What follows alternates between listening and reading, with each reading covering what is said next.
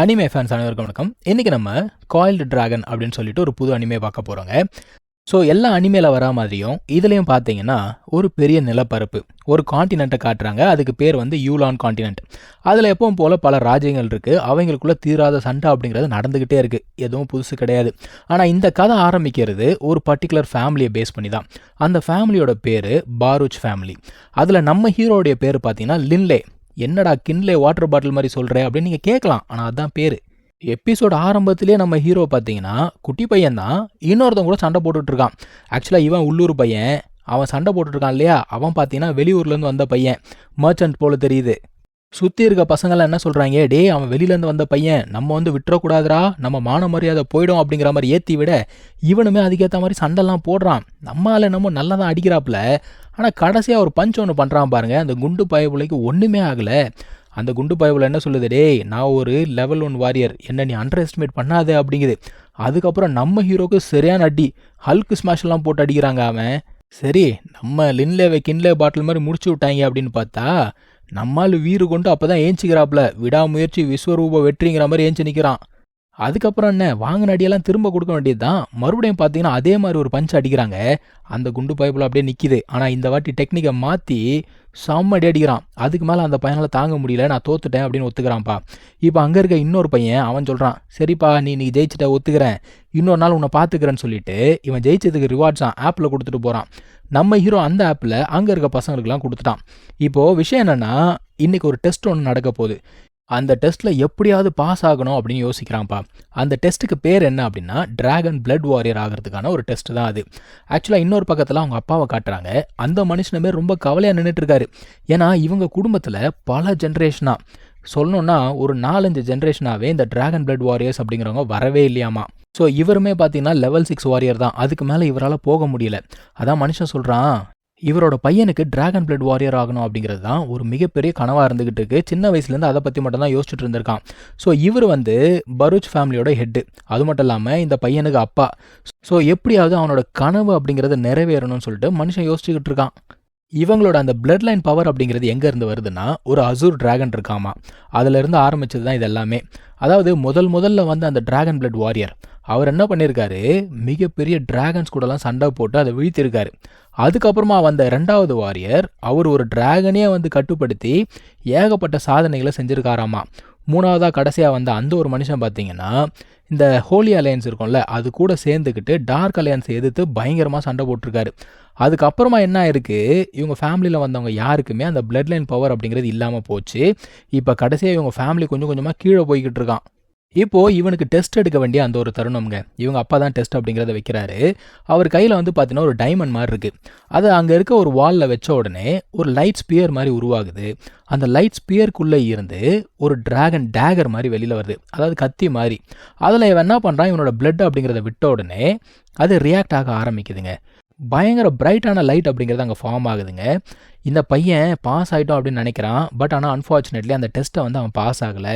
அந்த டேகர் அப்படியே காத்தோட காத்தா கரைஞ்சு போச்சு. இந்த பையனுக்கு ரொம்ப பெரிய ஒரு வருத்தம், என்னை மன்னிச்சுக்கோங்கப்பா, நான் வந்து தோற்று போயிட்டேன் அப்படிங்கிறான். அவங்க அப்பா என்ன சொல்கிறாரு, ஒன்றும் பிரச்சனை இல்லைப்பா, அதாவது கிட்டத்தட்ட 1000 வருஷத்துக்கு மேலே யாருமே வரல, அப்படி இருக்கும்போது இது உன்னுடைய தப்பு கிடையாது, இது விதி அப்படிங்கிறாரு.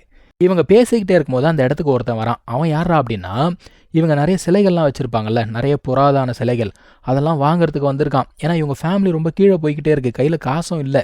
இந்த பையன் பார்க்குறான், என்னடா நம்ம ஃபேமிலி இந்த அளவுக்கு ஆயிடுச்சே, கையில் காசு கூட இல்லையே அப்படின்னு யோசிக்கிறான். நம்ம ஹீரோ அதுக்கப்புறம் கூட என்ன பண்ணுறான்னா கண்டினியூஸாக ப்ராக்டிஸ் பண்ணிட்டு தான் இருக்கான். இப்போ அங்கே ஒரு குட்டி பையன் வரான். இவன் யாருன்னா நம்ம ஹீரோட பிரதரான். இவன் என்ன சொல்கிறான், அப்பா வந்து எனக்கு ரொம்ப பிடிச்ச சிலையை விற்றுட்டாரு, எனக்கு வந்து அப்பா மேலே ரொம்ப கோவம், பேட் அப்பா அப்படிங்கிறான். அதான் அந்த பையன் சொல்கிறான், டே அப்பாவை அந்த மாதிரிலாம் பேசாத, நம்ம குடும்பம் ரொம்ப கஷ்டத்தில் இருக்குது, அவர் ஏதோ தன்னால் முடிஞ்சதை பண்ணிக்கிட்டு இருக்காருன்னு சொல்லிட்டு சமாளிக்கிறான். சரி நான் வா நம்ம போகலாம், நம்ம போயிட்டு ஆன்செஸ்ட்ரல் ஹோம் இருக்குல்ல, ஹைட் அண்ட் சீக் விளையாடலாம் அப்படின்னோடனே இவனுக்கு ஒரு ஐடியா வருது. அந்த இடம் வந்து க்ளீன் பண்ணி கிட்டத்தட்ட 100 வருஷத்துக்கு மேலே ஆயிடுச்சு, கண்டிப்பாக ஏதாவது வேல்யூபிள்ஸ் இருக்கும், நான் போய் செக் பண்ணி பார்க்குறேன்னு சொல்லிட்டு யோசிக்கிறான். சரிடா நீ போய் தூங்கு, நாளைக்கு நான் கூப்பிட்டு போகிறேன், இன்றைக்கி எனக்கு வேலை இருக்குன்னு சொல்லிட்டு பயபுல அங்கே தான் போகுது. ஸோ நம்ம ஹீரோ இந்த பழைய வீட்டுக்கு வந்திருக்கான். எதுக்காக தெரியுமா, ஏதாவது ஒரு வேல்யூபிள்ஸ் அதை எடுத்து விற்றா காசு வரும்ல, அதுக்காக வந்திருக்கு பக்கி. அவன் எல்லா இடத்துலையும் தேடி தேடி பார்க்குறான், ஒன்றும் உருப்படியாக இருக்கிற மாதிரி தெரியல. இன்னொரு பக்கம் அவங்க அப்பா எங்க லின்லே எங்க அப்படின்னு கேட்குறாரு. அவர் இந்த மாதிரி பழைய வீட்டில் இருக்கான் அப்படின்ன உடனே அவனை போய் கூப்பிட்டு வாங்க, நான் அவன்கிட்ட முக்கியமாக பேசணும் அப்படிங்கிறாரு. ஓகேன்னு சொல்லிட்டு அந்த மனுஷன் கிளம்பி வந்துட்டு இருக்கான். இவனுமே நிறைய இடத்துல தேடி தேடி பார்க்குறாங்க. ஒரு ட்ரா இருக்குது, அதுலேயும் தேடி பார்க்குறான். ஒன்றும் இல்லை, கோவத்தில் ஒரு தட்டுறான் பாருங்க. அந்த ட்ரா பொத்துன்னு கீழே விழுது. அப்போ அது பின்னாடி வந்து ஒரு ரிங் அப்படியே கீழே வருது. அவன் எடுத்து பார்க்குறான், என்ன மோந்திரம் இது, இதில் வேறு என்ன மண்புழு மாதிரி என்னமோ போட்டிருக்கே அப்படின்னு பார்க்குறான். நல்லா உத்து பார்த்தா தான் தெரியுது அது மண்புழு இல்லை, அது ஒரு டிராகன், காயில்டு டிராகன். ஒருவேளை இதை விற்றா நல்ல காசு வரும் போல தெரியுதே அப்படின்னு சொல்லிட்டு யோசிக்கிறான். அந்த சமயத்தில் அந்த மனுஷன் வந்து கூப்பிட வரேன்னு சொல்லிட்டு அவனும் பின்னாடியே போயிட்டான். அவங்க அப்பா இந்த பையன்கிட்ட ஒரு முக்கியமான விஷயம் சொல்லணும் அப்படிங்கிறாரு. என்னங்க முக்கியமான விஷயம் அப்படின்னு கேட்டால், இவங்க ஃபேமிலி பிளட் லைன் அப்படிங்கிறது ரொம்ப ஸ்பெஷல். இந்த நார்மல் டெக்னிக்ஸ்லாம் இருக்குல்ல, அதெல்லாம் வச்சு ஒன்றுமே பண்ண முடியாதாமா. டிராகன் மேனுவல் அப்படிங்கிறது தேவைப்படுதான். அது மட்டும் இல்லாமல் இவனோட பிளட் லைன் வந்து அந்த அளவுக்கு ஸ்ட்ராங் இல்லை. ஸோ உன்னால் வந்து அது ஒன்றுமே பண்ண முடியாது அப்படிங்கிறாரு.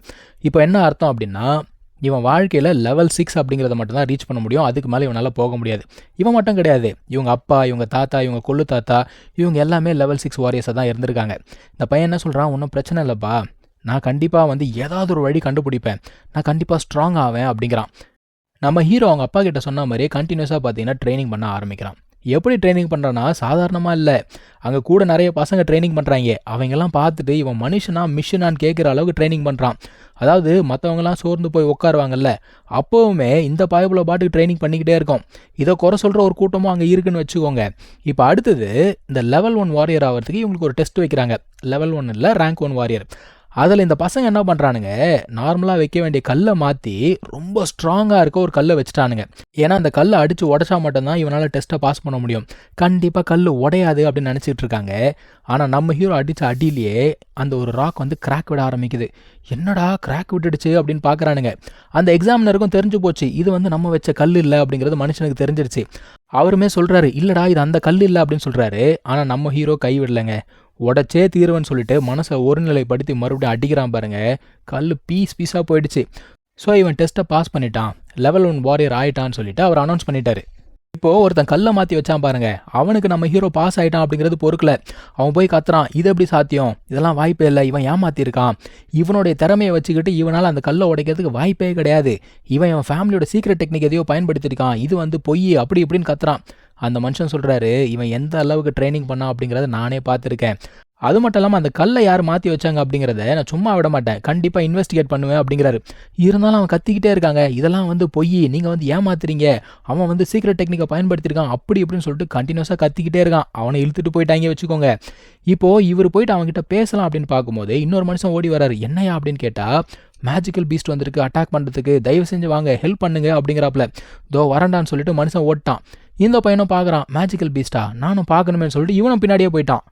அந்த இடம் ஏற்கனவே பயங்கர கலவரமாக இருக்குது. அவங்க அப்பாவே அடிப்பட்டு தான் வந்துகிட்டு இருக்காரு. அவர் என்ன சொல்கிறாரு, போடா போய் தம்பியை தேடு அப்படிங்கிறாரு. இங்கே என்னடா மேஜிக்கல் பீஸ்ட் வந்திருக்குன்னா, அது ஒரு டிராகனுங்க. அது மேலே ஒருத்தன் இருக்கான், அவன் தான் இவ்வளோ வேலையும் பண்ணிக்கிட்டு இருக்கான். இன்னொரு பக்கம் நம்ம சைடில் இருந்து அவங்க கூட சண்டை போகிறதுக்கு ஒருத்தர் போகிறாரு. ஸோ 2 பக்கமும் சண்டை அப்படிங்கிறது போகுது. இவர் என்னமோ பெரிய கத்தி அப்படிங்கிறத வச்சு அடிக்க, அவன் ஷீல்டு அப்படிங்கிறத போட்டு தடுக்க, இவங்களுக்குள்ளே சண்டை போகுது. அவன் சும்மா இருப்பானா, அவன் என்ன பண்ணுறான், மீட்டியர் அட்டாக் அப்படிங்கிறத பயன்படுத்தி அடிக்க ஆரம்பிக்கிறான். இவங்க போட்ட சண்டையில் அந்த சிட்டி தான் ஒரு வழியாகுது, அங்கே இருக்கவங்களுக்கு தான் பாதிப்பு அதிகமாக இருக்குது.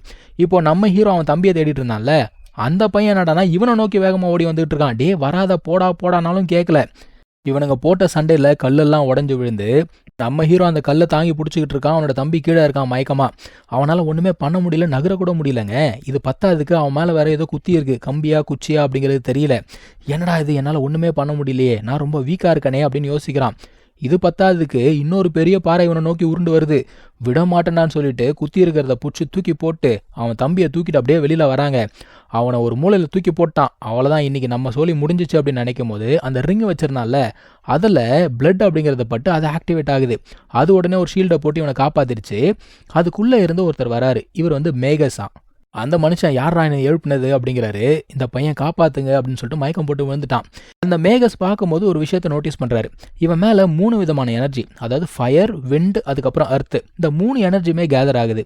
ஸோ இவன் மட்டும் மேகஸ் ஆகிறதுக்கு முயற்சி பண்ணானா இவனோட ஃபியூச்சர் ரொம்ப சூப்பராக இருக்கும்னு சொல்லிட்டு மனுஷன் மறுபடியும் ரிங்குக்குள்ளேயே போயிட்டாங்க. ஸோ இதுக்கு மேலே என்ன நடந்துச்சு அப்படிங்கிறத அடுத்த எபிசோடில் பார்க்கலாம். தேங்க்யூ ஸோ மச் ஃபார் வாட்சிங். Take care.